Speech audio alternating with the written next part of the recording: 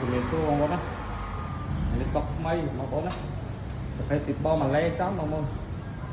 ទឹកម៉ាតូសំឡុងដើមពីម៉ាឡេបងប្អូនតរៀបចំបងប្អូនណាបញ្ជាក់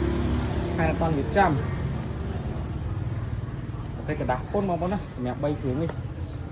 បើសិនជាបងប្អូនមានតម្រូវការគឺចង់បានយកទៅប្រើ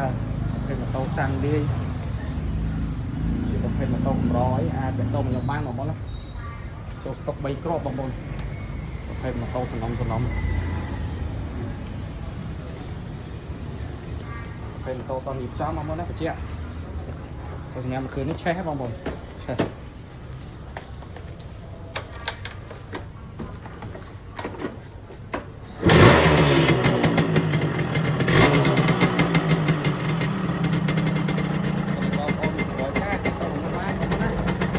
ក្រោយផ្សារបងសប្បាយបងប្អូន